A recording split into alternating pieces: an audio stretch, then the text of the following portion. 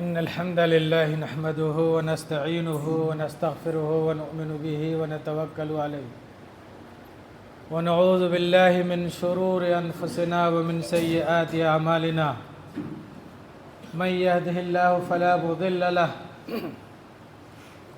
ومن يضلله فلا هادي له وأشهد أن لا إله إلا الله وحده لا شريك له وأشهد أن محمدًا عبده ورسوله أما بعد فإن خير الحديث كتاب الله وخير الهدي هدي محمد صلى الله عليه وسلم وشر الأمور محدثاتها وكل محدثة بدعة وكل بدعة ضلالة وكل ضلالة في النار. أعوذ بالله من الشيطان الرجيم.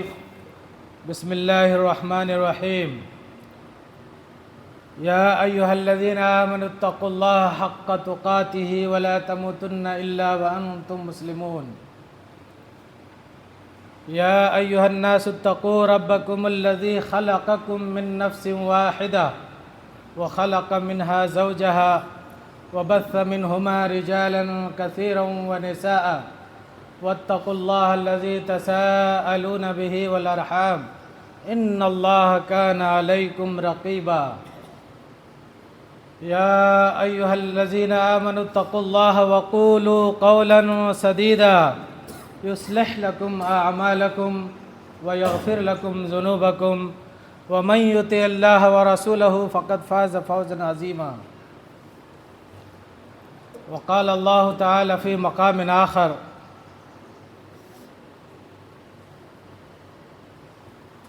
وما أرسلناك إلا رحمة للعالمين.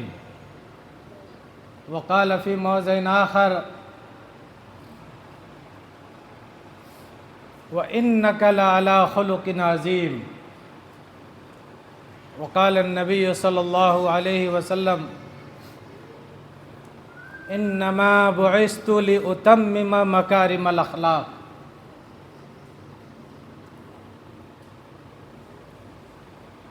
حاضرین جمعہ، قوم کے بزرگوں، نوجوان دوستوں، عزیز بچوں، میری پردہ نشین مائیں اور بہنیں، سب سے پہلے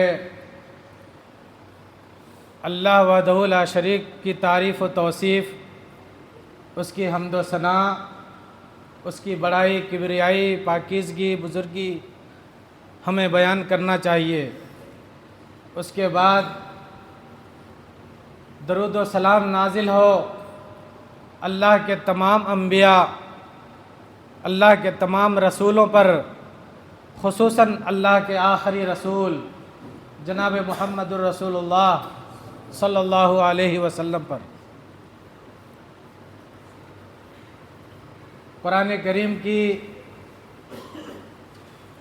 2 آیتوں کی میں نے آپ کے سامنے تلاوت کی ہے، اور جناب محمد رسول اللہ صلی اللہ علیہ وسلم کی ایک حدیث مبارکہ بھی پڑھی ہے. انہی کی روشنی میں میں کچھ باتیں آپ کے سامنے رکھوں گا. اللہ تعالیٰ سے دعا فرمائیں کہ اللہ تعالیٰ مجھے صحیح باتیں کہنے، قرآن و سنت کے مطابق حق باتیں کہنے، اور پہلے مجھے اور پھر آپ سب کو بھی اس پر عمل کرنے کی توفیق عطا فرمائے. میرے بھائیوں، اس وقت دنیا کے اندر مسلمان اور اسلام کس طرح کے حالات سے دوچار ہیں، یہ کسی سے مخفی نہیں ہے، کسی سے یہ بات چھپی نہیں ہے.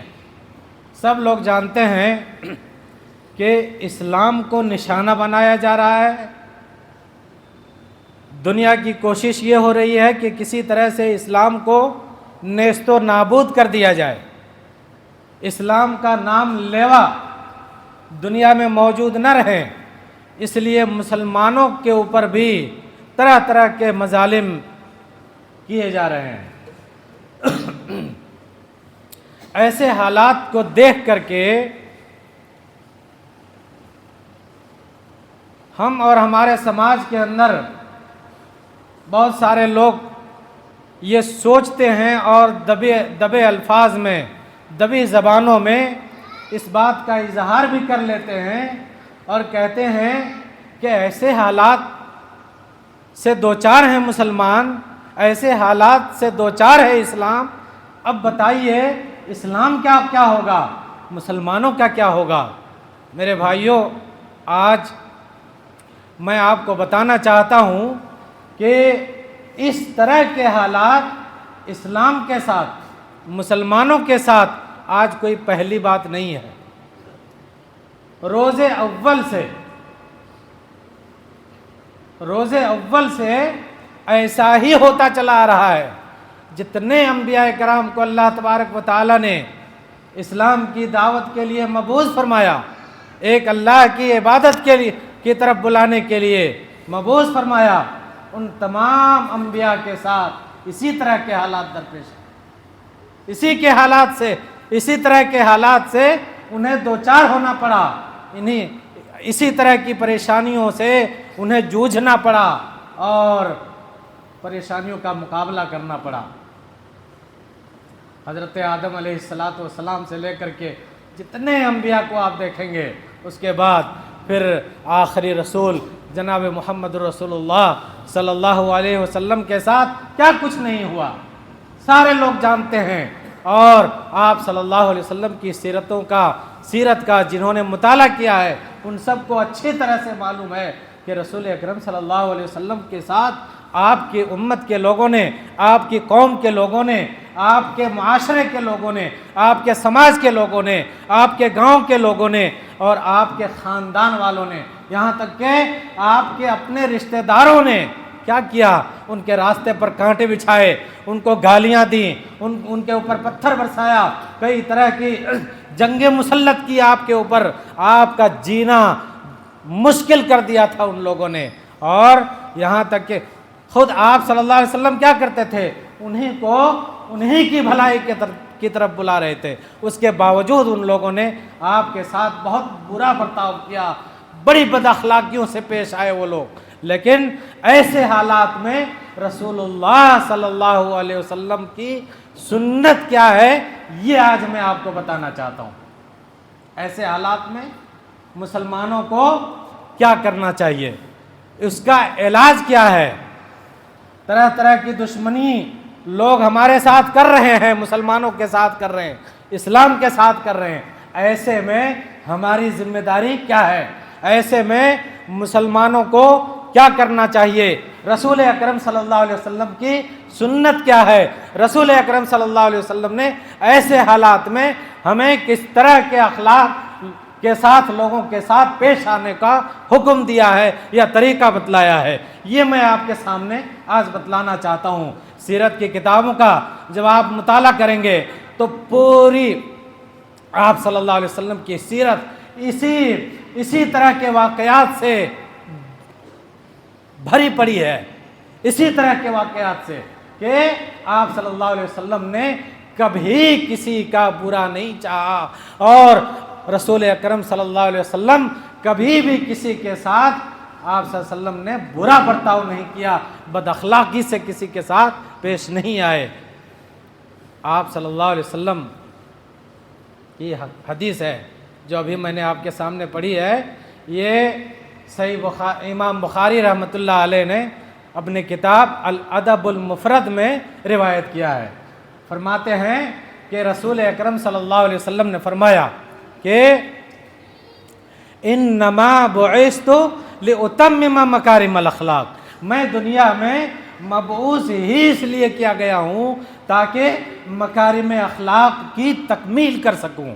میرے بھائیوں، جس وقت رسول اکرم صلی اللہ علیہ وسلم اس دنیا میں مبعوث ہوئے، اس وقت دنیا کے حالات کیسے تھے آپ دیکھیں گے، بدترین بد اخلاقیوں میں لوگ مبتلا تھے، عورتوں پر تہمت لگانا، عورتوں کے ساتھ زیادتی کرنا، اسی طرح سے بچوں کو زندہ درگور کر دینا، اور دنیا کی سب سے بدترین بد اخلاقی، سب سے بڑی بد اخلاقی شرک میں لوگ ملوث تھے، پوری دنیا ملوث تھی۔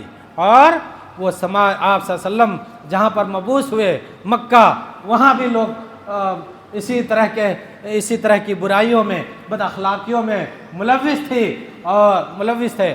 تو رسول اکرم صلی اللہ علیہ وسلم نے فرمایا ان تمام بد اخلاقیوں کو دور کرنے کے لیے اللہ تعالیٰ نے مجھے مبعوث فرمایا۔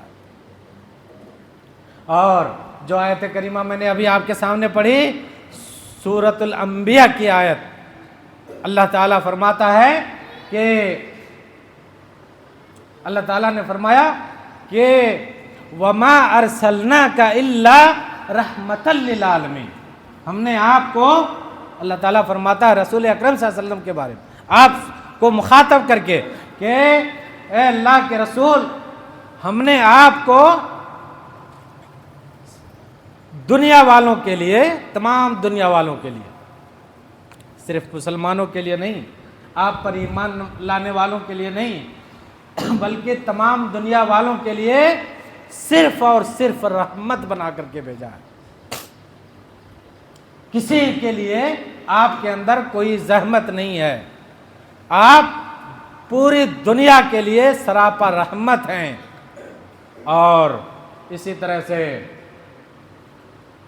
اللہ تعالیٰ نے سورۃ القلم میں ارشاد فرمایا، اللہ تعالیٰ فرماتا ہے کہ وَإِنَّكَ لَعَلَىٰ خُلُقٍ عَظِيمٍ، اور آپ اخلاق و کردار کے بلند ترین مقام پر فائز ہیں، آپ کو اخلاق کے بلند ترین مقام پر فائز کیا گیا ہے۔ یہ چھوٹی چھوٹی باتیں لوگوں کی طرف سے آپ کو تکلیفیں پہنچ سکتی ہیں، لوگ آپ کے راستے پر کانٹے بچھا سکتے ہیں، لوگ آپ سے بد کلامی کر سکتے ہیں، لوگ آپ کو گالیاں دے سکتے ہیں، آپ کے ساتھ بدزبانی کر سکتے ہیں، آپ کے ساتھ آپ کو طرح طرح کی تکلیفیں پہنچا سکتے ہیں، لیکن آپ کی طرف سے کسی کو کوئی تکلیف نہیں پہنچنی چاہیے۔ یہ آپ کا مقام ہے، یہ آپ کا بلند مرتبہ ہے۔ میرے بھائیوں، اب رسول اکرم صلی اللہ علیہ وسلم کا اسوہ کیا ہے؟ قرآن کریم میں اللہ تعالیٰ نے فرمایا لَقَدْ كَانَ لَكُمْ فِي رَسُولِ اللَّهِ أُسْوَةٌ حَسَنَةٌ، تحقیق کہ رسول اکرم صلی اللہ علیہ وسلم کی زندگی میں، رسول اکرم صلی اللہ علیہ وسلم کی زندگی میں، آپ کی نماز میں، آپ کے روزوں میں، آپ کے چال چلن میں، آپ کے اخلاق میں، آپ کے کردار میں، آپ کے کھانے پینے میں، آپ کے بول و براز میں، آپ کے تمام اعمال میں تمہارے لیے نمونہ موجود ہے۔ اس کا یہ مطلب نہیں ہوا کہ صرف نماز میں آپ صلی اللہ علیہ وسلم لوگوں کے لیے، امت کے لیے نمونہ ہیں، اسوہ ہیں، صرف نماز میں نہیں۔ آج ہم لوگ الحمدللہ کیا ہیں؟ اہل حدیث ہیں، سنت پر عمل کرنے کی کوشش کرتے ہیں، رسول اکرم صلی اللہ علیہ وسلم ہی کو اپنا امام مانتے ہیں، اور آپ ہی کے عمل کو اپنا عمل مانتے ہیں، اپنا عمل بنانے کی کوشش کرتے ہیں۔ لیکن اکثر یہ ہوتا ہے کہ صرف نماز میں، مسجد میں آتے ہیں تو بڑے پکے اہل حدیث بن کر کے آتے ہیں، اور نماز میں یہ کوشش کرتے ہیں کہ کوئی بھی سنت ہم سے چھوٹنے نہ پائے، لیکن جیسے مسجد سے باہر جاتے ہیں، مسجد کے باہر کے وہ اللہ کے رسول صلی اللہ علیہ وسلم کی سنتیں تجارت میں، تعلقات میں، رشتہ داری میں، دوستی میں، دشمنی میں، اور سب چیزوں میں، باتوں میں، گپ شپ میں، اور اسی طرح سے لوگوں سے یہ تجارت میں، لین دین میں، اور چیزوں میں، حقوق العباد میں، یہ اللہ کے رسول صلی اللہ علیہ وسلم کی سنتوں کو ہم اکثر بھول جایا کرتے ہیں۔ میرے بھائیوں اور دوستوں، اللہ کے رسول صلی اللہ علیہ وسلم کی سیرت سے چند واقعات میں آپ کے سامنے پیش کرنا چاہتا ہوں، اشارہ کرنا چاہتا ہوں۔ یہ دیکھیے، اللہ کے رسول صلی اللہ علیہ وسلم کو جب اللہ تعالیٰ نے نبی بنا کر کے مبعوث فرمایا، رسول بنا کر کے مبعوث فرمایا، آپ مکہ میں آئے مکہ میں پیدا ہوئے، جب آپ کو رسالت عطا ہوئی اللہ تعالیٰ کی طرف سے اور یہ ذمہ داری دی گئی کہ لوگوں کو ایک اللہ کی عبادت کی طرف دعوت دیں، اس وقت لوگوں نے آپ سے دشمنیاں مول لیں، آپ کو طرح طرح سے ستایا، پریشان کیا، آپ کے ساتھ بد اخلاقی سے پیش آئے، اور یہاں تک کہ آپ کو اپنے گاؤں سے، اپنے محلے سے، اپنے گھر سے بھاگ جانا پڑا، چھوڑ دینا پڑا، چلے گئے مکہ، مدینہ چلے گئے، مدینہ تشریف لے گئے، اور مدینہ جانے کے بعد بھی ان لوگوں نے آپ کا پیچھا نہیں چھوڑا، آپ کا پیچھا نہیں چھوڑا، کئی جنگیں لڑنی پڑی، اور پھر ایک مرتبہ ایسا ہوا کہ رسول اکرم صلی اللہ علیہ وسلم کو افرادی قوت حاصل ہوئی، افرادی قوت حاصل ہوئی، آپ کے پاس بہت سارے لوگ آئے اور لوگوں نے آ کر کے ایمان لایا، اور آپ کے بہت سارے ساتھی بن گئے، بہت سارے دوست احباب بن گئے، آپ کے ساتھ جمع ہوئے اور افرادی قوت آپ کو حاصل ہوئی۔ آپ صلی اللہ علیہ وسلم نے اللہ کے حکم سے مکے پر چڑھائی کی، اور مکہ کو آپ نے فتح کر لیا۔ جب مکہ کو آپ نے فتح کر لیا تو اس موقع پر کچھ ہی لوگ تھے جو آپ کے دشمن تھے اور ان جنگوں میں مارے گئے تھے، جیسے ابو جہل وغیرہ، ابو جہل، ابو لہب وغیرہ مارے گئے تھے، لیکن اکثر لوگ ابھی زندہ تھے، جن لوگوں نے آپ کو آپ کی مکی زندگی میں پریشان کیا تھا، آپ کا خون بہایا تھا، سجدے کی حالت میں آپ کو تکلیف پہنچائی تھی، آپ کو گالیاں دی تھی، آپ کا سوشل بائیکاٹ کیا تھا، ہر طرح سے آپ کو تکلیفیں پہنچائی تھی، جنہوں نے آپ کو مکہ سے بھگا دیا تھا، وہ اکثر لوگ ابھی زندہ تھے۔ رسول اکرم صلی اللہ علیہ وسلم کے اوپر جب ان لوگوں کو کنٹرول حاصل تھا تو ان لوگوں نے کیسا کیا تھا، لیکن آج رسول اکرم صلی اللہ علیہ وسلم کو ان لوگوں کے اوپر پورا کنٹرول حاصل تھا جب آپ نے مکہ کو فتح کیا، اور سارے کے سارے وہ دشمن وہ آ کر کے رسول اکرم صلی اللہ علیہ وسلم کے سامنے ہاتھ باندھ کر کے کھڑے تھے۔ آج ان لوگوں کے اوپر رسول اکرم صلی اللہ علیہ وسلم کو مکمل کنٹرول حاصل تھا، آپ ایک حکم کر دیتے، آپ ایک اشارہ کر دیتے تو آپ کے ساتھی، آپ کے صحابہ کرام، آپ کے چاہنے والے ایسے تھے کہ آپ کے ایک حکم سے لوگوں کی گردنیں کاٹ دیتے، ان سب کی اپنی گردنیں کٹوانے کے لیے وہ ہر وقت تیار رہتے تھے، لیکن رسول اکرم صلی اللہ علیہ وسلم نے ان کے ساتھ ایسا کچھ نہیں کیا۔ میرے بھائیوں، دنیا دیکھ رہی تھی، دنیا دیکھ رہی تھی کہ آج دیکھیں محمد صلی اللہ علیہ وسلم اپنے ان دشمنوں کے ساتھ کیسا سلوک کرتے ہیں، کس طرح کے اخلاق سے وہ پیش آتے ہیں۔ میرے بھائیوں، اللہ کے رسول صلی اللہ علیہ وسلم نے فرمایا کہ لوگوں بتاؤ، جب میں مکے میں تھا اور میں نے تمہیں تمہاری بھلائی کی طرف دعوت دی تھی، اور ایسے موقع پر تم لوگوں نے میرے ساتھ کیسا سلوک کیا تھا، کیسی بد اخلاقی سے تم پیش آئے تھے، یہ سب تمہیں یاد ہوگا۔ اب بتاؤ میں تمہارے ساتھ کیا کروں؟ آج مجھے تم پر پورا کنٹرول حاصل ہے، بتاؤ میں تمہارے ساتھ کیسا سلوک کروں؟ ان لوگوں نے کہا کہ اے محمد، آپ ہمارے مہربان بھائی کے بیٹے ہیں اور ہمارے مہربان بھائی ہیں، لہٰذا ہمیں امید ہے کہ آپ ہمیں معاف کر دیں گے، آپ ہمارے ساتھ اچھا سلوک کریں گے، کوئی ایسا بدلہ لینے کی کوشش آپ نہیں کریں گے، ہمیں معاف کر دیں گے۔ اللہ کے رسول صلی اللہ علیہ وسلم نے کیا فرمایا کہ اذهبوا انتم الطلقاء، جاؤ آج تم سب کے سب آزاد ہو۔ کچھ لوگ تھے جن کا جرم اتنا بڑھا ہوا تھا، جن کا جرم اتنا خطرناک تھا، اتنا ناقابل معافی جرم تھا، جن کو اللہ تبارک و تعالیٰ نے کہا کہ انہیں قتل کر دیا۔ وہ 14 یا کچھ ایسے لوگ تھے، کہا ان کو قتل کر دیا جائے۔ ان میں سے بھی بہت سارے لوگ آئے اور آ کر کے رسول اکرم صلی اللہ علیہ وسلم کی خدمت میں حاضر ہوئے اور معافی مانگی، اسلام قبول کیا، اور سارے لوگ ان لوگوں کو بھی معاف کر دیا. 2 یا 3 ایسے لوگ تھے جن کو قتل کیا گیا. ان کا جرم ہی ایسا تھا کہ ان کو قتل کرنا ضروری تھا. ان کو پھانسی کی سزا ہونی تھی، موت کی سزا ہونی تھی، اس لیے انہیں سزا ملی. تو میرے بھائیوں، یہ زمانہ دیکھ رہا تھا کہ دیکھیں کیا کرتے ہیں محمد صلی اللہ علیہ وسلم. جب دیکھا کہ رسول اکرم صلی اللہ علیہ وسلم نے ایسا کر دیا، لوگوں کو معاف کر دیا، تو دیکھا کہ یہ رسول سراپا رحمت ہے لوگوں کے لیے. آپ کی طرف سے کبھی کسی کو کوئی تکلیف نہیں پہنچی. تو جب اس واقعہ کو دیکھا اپنی آنکھوں سے لوگوں نے، تو دور دور سے، گاؤں سے، قریوں سے، شہروں سے لوگ جماعت کے جماعت، ٹیم کے ٹیم آتے گئے اور اسلام قبول کرتے گئے. میرے بھائیوں، یہ اسلام جو پھیلا ہے دنیا کے اندر، رسول اکرم صلی اللہ علیہ وسلم کے اچھے اخلاق سے پھیلا ہے.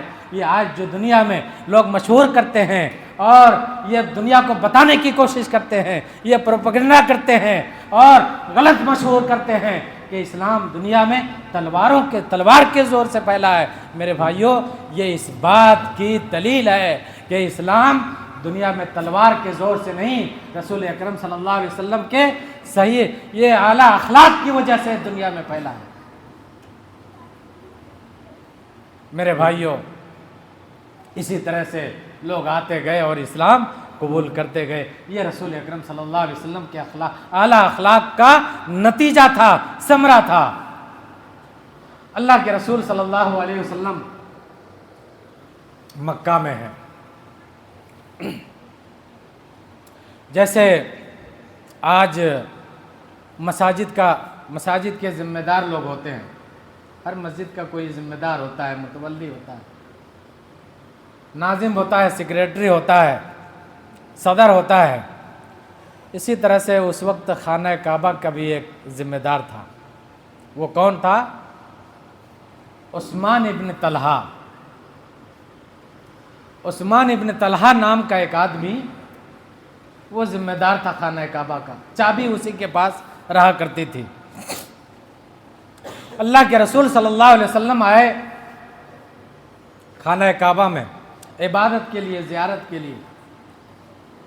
عثمان ابن طلحہ سے کہا، عثمان دروازہ کھول دو، میں عبادت کرنا چاہتا ہوں، زیارت کرنا چاہتا ہوں. عثمان ابن طلحہ نے کہا، پتہ نہیں تم کون سا دین لے کر کے آئے ہو، کیسی شریعت لے کر کے آئے ہو، اور کس طریقے پر تم اللہ کی عبادت کرتے ہو. ہم تم کو خانہ کعبہ میں زیارت کرنے دیں گے، خانہ کعبہ میں عبادت کرنے دیں گے تم کو؟ اور اسی طرح سے عثمان ابن طلحہ نے رسول اکرم صلی اللہ علیہ وسلم کے ساتھ بہت برا برتاؤ کیا، ڈانٹا، آپ کو پھٹکارا، برا بھلا کہا، بدتمیزی سے پیش آیا، بد اخلاقی کے ساتھ پیش آیا، اور رسول اکرم صلی اللہ علیہ وسلم کو خانہ کعبہ میں عبادت کرنے سے منع کر دیا. رسول اکرم صلی اللہ علیہ وسلم نے فرمایا، عثمان، یہ جو خانہ کعبہ کی چابی، یہ پوسٹ، یہ عہدہ، یہ مرتبہ آج تمہارے ہاتھ میں ہے، اور جس کے گھمنڈ کی وجہ سے آج تم نے میرے ساتھ اتنا برا برتاؤ کیا، مجھے عبادت کرنے سے منع کر دیا، میرے لیے دروازہ نہیں کھولا خانہ کعبہ کا، اور مجھے عبادت کرنے سے منع کر دیا، مجھے برا بھلا کہا، میرے ساتھ تم نے بہت برا سلوک کیا. سن لو، یہی خانہ کعبہ کی چابی ایک دن آنے والا ہے جب میرے ہاتھ میں ہوگی. یہ خانہ کعبہ کی چابی، اس چابی کا اختیار، خانہ کعبہ کا اختیار میرے ہاتھ میں ہوگا.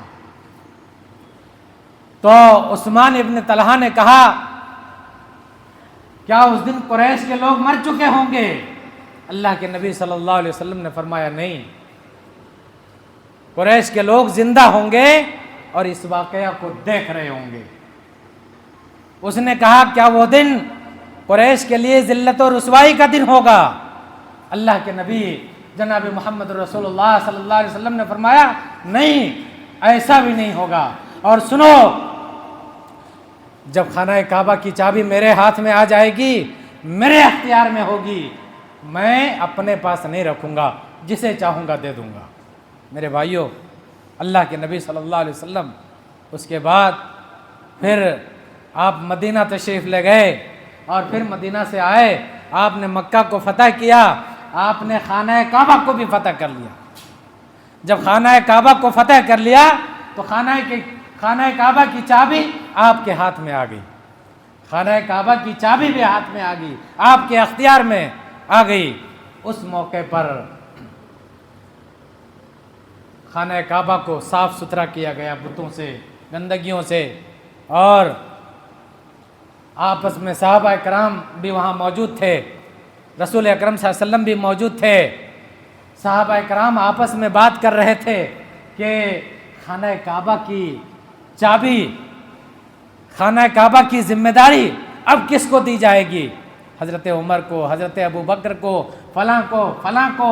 اللہ کے نبی محمد رسول اللہ صلی اللہ علیہ وسلم نے فرمایا نہیں، بلا کے لاؤ عثمان ابن طلحہ کو۔ بلا کے لایا گیا، آیا رسول اکرم صلی اللہ علیہ وسلم کے سامنے ہاتھ باندھ کر کھڑا ہو گیا، اس کو یاد تھا اپنا جرم۔ اللہ کے رسول صلی اللہ علیہ وسلم نے فرمایا کہ عثمان یاد کرو اس دن کو جب میں آیا تھا خانہ کعبہ میں زیارت کے لیے، خانہ کعبہ میں عبادت کرنے کے لیے، میں نے تم سے کہا تھا کہ دروازہ کھول دو، میں عبادت کرنا چاہتا ہوں، تم نے مجھ سے بہت برا سلوک کیا تھا، مجھے عبادت کرنے سے منع کر دیا تھا، اور تم نے میرے لیے دروازہ نہیں کھولا تھا، میرے ساتھ بڑی بد اخلاقی کے ساتھ تم پیش آئے تھے۔ میں نے تم سے اس دن کہا تھا کہ عثمان، جس خانہ کعبہ کی چابی کی وجہ سے تم نے میرے ساتھ ایسا برا برتاؤ کیا، یہ چابی ایک روز میرے ہاتھ میں ہوگی۔ یہ دیکھ لو عثمان، آج چابی میرے ہاتھ میں ہے، یہ دیکھ لو آج چابی میرے اختیار میں ہے۔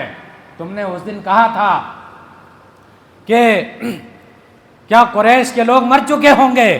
میں نے کہا تھا نہیں، یہ دیکھ لو قریش کے لوگ آج مکمل میرے کنٹرول میں ہیں۔ میں چاہتا تو ان کے ساتھ جیسا چاہتا سلوک کرتا، ان کو قتل کروا دیتا، ان کے ساتھ مار پیٹ ہوتی، ان کو سزائیں دلواتا، سزائیں دیتا، لیکن میں نے ایسا نہیں کیا۔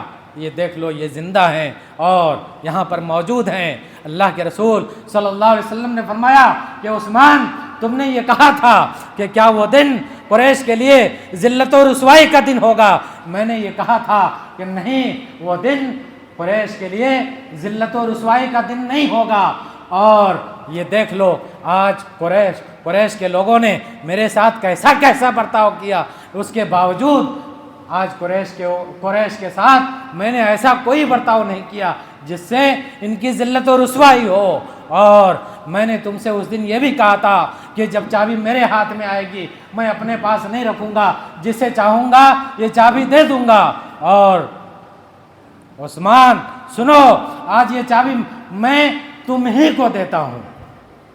اللہ کے رسول صلی اللہ علیہ وسلم نے اتنا بڑا عہدہ، اتنا بڑا مرتبہ، اتنا بڑا پوسٹ، اتنی بڑی ذمہ داری، یہ خانہ کعبہ کی صدارت، خانہ کعبہ کی نظامت آپ نے اسی کو عطا کر دیا، اسی کو دے دیا۔ ابھی تک اسلام قبول نہیں کیا تھا، اسلام ابھی تک قبول نہیں کیا تھا۔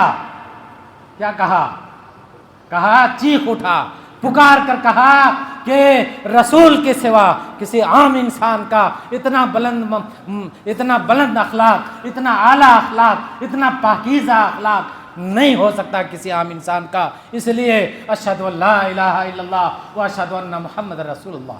میرے بھائیوں، یہ رسول اکرم صلی اللہ علیہ وسلم کے اعلیٰ اخلاق کا ثمرہ تھا، یہ رسول اکرم صلی اللہ علیہ وسلم کے اعلیٰ اخلاق کا نتیجہ تھا، اس کا پھل تھا کہ آپ صلی اللہ علیہ وسلم کے اخلاق کریمہ کو دیکھتے لوگ اور اسلام کو قبول کیے بغیر رہ نہیں سکتے تھے، وہ اسلام کے آغوش میں آ کر کے سما جاتے تھے۔ میرے بھائیوں اور دوستوں، یہی اسلام ہے، یہی اسلام کی دعوت ہے، یہی اللہ کے رسول صلی اللہ علیہ وسلم کی سنت ہے، یہی رسول اکرم صلی اللہ علیہ وسلم کی ادائیں ہیں۔ یہی رسول اکرم صلی اللہ علیہ وسلم کا طریقہ ہے زندگی گزارنے کا، لوگوں کے ساتھ پیش آنے کا، لوگوں کے ساتھ اسی طرح کے اخلاق سے پیش آیا جائے۔ آج میرے بھائیوں، آج اپنے سماج کے اندر دیکھیں، اپنے معاشرے کے اندر دیکھیں، اپنے گھروں کے اندر دیکھیں، اپنے خاندان کے اندر دیکھیں، اپنے شہر میں دیکھیں، اپنے ملک میں دیکھیں کہ ہم اپنے آپ کو مسلمان کہتے ہیں، لیکن ہماری زبان سے جب نکلتی ہے تو کسی کو تکلیف ہی پہنچتی ہے، ایسی باتیں نکلتی ہیں۔ ہمارے ہاتھ سے ایسی حرکتیں ہوتی ہیں جس سے لوگوں کو تکلیفیں پہنچتی ہیں۔ میرے بھائیوں، اللہ کے رسول صلی اللہ علیہ وسلم کی حدیث ہے، المسلم من سلم المسلمون من لسانہ و یدہ۔ میرے بھائیوں، یہ اصول اللہ کے رسول صلی اللہ علیہ وسلم نے عطا فرما دیا مسلمانوں کو۔ کیا فرمایا؟ آپ نے فرمایا کہ مسلمان وہ ہے جس کی زبان سے اور جس کے ہاتھوں سے دنیا کے دوسرے مسلمان محفوظ رہیں۔ یہ صحیح بخاری اور یہ مسلم کے الفاظ ہیں، اور مسند احمد وغیرہ، امام بیہقی وغیرہ کی روایت میں جو الفاظ ہیں وہ یہ ہیں کہ المسلم من سلم الناس من لسانہ و یدہ۔ اس میں کیا ہے؟ من سلم المسلمون من لسانہ و یدہ، جس کے ہاتھ سے مسلمان ہوا ہے، جس کے ہاتھ سے اور جس کی زبان سے دنیا کے دوسرے مسلمان محفوظ رہیں۔ اس حدیث میں کیا ہے ان الفاظ میں کہ من سلم الناس من لسانہ، جس کے ہاتھ سے مسلمان وہ ہے جس کے ہاتھ سے اور جس کی زبان سے دنیا کی ساری انسانیت محفوظ رہے۔ دنیا کی ساری انسانیت، دنیا کے سارے انسان، چاہے وہ ہندو ہوں، چاہے وہ عیسائی ہوں، چاہے وہ یہودی ہوں، چاہے وہ کچھ بھی ہوں، چاہے وہ چمار ہوں، چاہے وہ کسی بھی ذات اور دھرم کے ماننے والے ہوں، کسی بھی کاسٹ سے تعلق رکھتے ہوں، دنیا کے سارے لوگ اس ایک مسلمان کے ہاتھ سے محفوظ رہنا چاہیے۔ یہ اسلام ہے، وہ مسلمان ہے، وہ دعویٰ کر سکتا ہے کہ ہم مسلمان ہیں۔ ہر آدمی کہے ہم مسلمان ہیں، زبان سے جب بکے تو گالیاں بکے، زبان سے جب کوئی بات نکلے تو لوگوں کو تکلیفیں پہنچانے والی بات نکلے، کوئی حرکت ایسی کرے کہ اس کی حرکتیں ایسی ہوں کہ دوسروں کو تکلیفیں پہنچے اس کی حرکتوں سے۔ میرے بھائیوں، اسلام کا طریقہ یہ نہیں ہے، اسلام کا اصول یہ نہیں ہے، رسول اکرم صلی اللہ علیہ وسلم کا طریقہ، رسول اکرم صلی اللہ علیہ وسلم کی سنت یہ نہیں ہے۔ میرے بھائیوں، اللہ کے نبی محمد رسول اللہ صلی اللہ علیہ وسلم مسجد میں بیٹھے ہیں، درس کا اہتمام ہو رہا ہے، آپ کے صحابہ آپ کے ساتھ بیٹھے ہیں، آپ لوگوں کو اسلام کی باتیں سمجھا رہے ہیں، اسلام کو سمجھا رہے ہیں اپنے صحابہ کو۔ نماز کے بعد بیٹھ کر کے ایک آدمی آتا ہے، ایک دیہاتی آدمی، گنوار آدمی، گاؤں کا رہنے والا بدو آدمی آتا ہے اور مسجد کے صحن میں پیشاب کرنے لگتا ہے۔ صحیح بخاری میں روایت مروی موجود ہے، یہ واقعہ موجود ہے۔ وہ آ کر کے کیا کرتا ہے؟ مسجد کے صحن میں پیشاب کرنا شروع کر دیتا ہے، پیشاب کرنے لگ جاتا ہے۔ اللہ کے رسول صلی اللہ علیہ وسلم نے دیکھا، آپ کے صحابہ نے دیکھا، اور غیرت آئی صحابہ اکرام کو، آپ کے ساتھیوں کو۔ ارادہ کیا کہ چل کر کے اس کو ڈانٹا جائے، اس کو پھٹکارا جائے، اس کو برا بھلا کہا جائے، اس کو بھگایا جائے ڈانٹ کر کے۔ اللہ کے رسول صلی اللہ علیہ وسلم نے فرمایا نہیں، رک جاؤ۔ دیکھیے کیسے اللہ کے رسول صلی اللہ علیہ وسلم دنیا والوں کے لیے رحمت ہیں، اس بات کو دیکھیے۔ اللہ کے نبی صلی اللہ علیہ وسلم نے فرمایا نہیں، رک جاؤ۔ جب آدمی پیشاب کرتا ہے اور پیشاب کرنا شروع کر دیتا ہے تو ایسے موقع پر بیچ میں، درمیان میں جب اس کو روک دیا جائے تو پیشاب کی بہت ساری بیماریاں اس کو لاحق ہو سکتی ہیں۔ یہ ڈاکٹر لوگ بتاتے ہیں۔ اللہ کے نبی صلی اللہ علیہ وسلم نے فرمایا نہیں، رک جاؤ، اس کو مکمل پیشاب کر لینے دو۔ جب وہ آدمی، وہ بدو، وہ دیہاتی آدمی مکمل پیشاب کر چکا تو اللہ کے نبی صلی اللہ علیہ وسلم خود تشریف لے گئے، خود چل کر کے اس آدمی کے پاس پہنچے، اور آپ صلی اللہ علیہ وسلم نے اس سے کہا نرم انداز میں، نرم آواز میں کہا دیکھو بابو ایسا ہے کہ یہ مسجد ہے، یہ مسجدیں اللہ کی عبادت کے لیے ہوتی ہیں، مسجدیں نماز پڑھنے کے لیے ہوتی ہیں، یہاں اللہ کی عبادت کی جاتی ہیں، یہاں پیشاب پیخانہ نہیں کیا جاتا، یہاں گندگی نہیں پھیلائی جاتی، جاؤ کوئی بات نہیں، آئندہ ایسا مت کرنا۔ وہ آدمی چلا گیا۔ اللہ کے رسول صلی اللہ علیہ وسلم نے اپنے ساتھیوں سے کہا، اپنے صحابہ کرام سے کہا کہ ایک بالٹی پانی لاؤ اور خود بہا دو اس میں۔ آج کے دور میں اگر ایسا کوئی ہو جائے، آج کے دور میں اگر ایسا ہو جائے تو ہم اسلام اور کفر کا مسئلہ بنا کر کے اور جہاد کا مسئلہ چھیڑ دیتے کہ دیکھو یہ کیا ہو گیا، یہ کیا کر دیا ہماری مسجد کے ساتھ، ہماری مسجد کی بے حرمتی کر دی، ہمارے مسجد میں ایسے کام کر دیا کہ ہمارے اسلام کی بے حرمتی ہو گئی، ایسا ہے ویسا ہے، اس کو مارو، اس کو ڈانٹو، اس کے ساتھ اس کو سزائیں دو، اور اس طرح کے مسائل کو ہم کھڑے کر دیتے میرے بھائیوں۔ لیکن یہ طریقہ رسول اکرم صلی اللہ علیہ وسلم کا نہیں تھا۔ رسول اکرم صلی اللہ علیہ وسلم کا طریقہ وہ تھا، آپ پوری سیرت کو پڑھ جائیے، رسول اکرم صلی اللہ علیہ وسلم کی پوری سیرت کو پڑھ جائیے، احادیث کو پڑھیے، قرآن کو پڑھیے، رسول اکرم صلی اللہ علیہ وسلم کی پوری سیرت میں اسی طرح کے واقعات مروی ہیں، اسی طرح کے واقعات سے آپ صلی اللہ علیہ وسلم کی پوری سیرت بھری ہوئی ہے۔ کتنا بتایا جائے، ایک مرتبہ ٹائم ہو گیا۔ تو میرے بھائیوں، آج ضرورت اس بات کی ہے کہ رسول اکرم صلی اللہ علیہ وسلم کے اخلاق کو، اعلیٰ اخلاق کو ہم خود اپنی عملی زندگی میں اس کو شامل کریں، اور شروع کریں اپنے گھر سے، اپنے گھر سے۔ گھروں میں عام طور پر کیا ہوتا ہے، ابھی دیکھیے، امام اور متولی میں جھگڑا،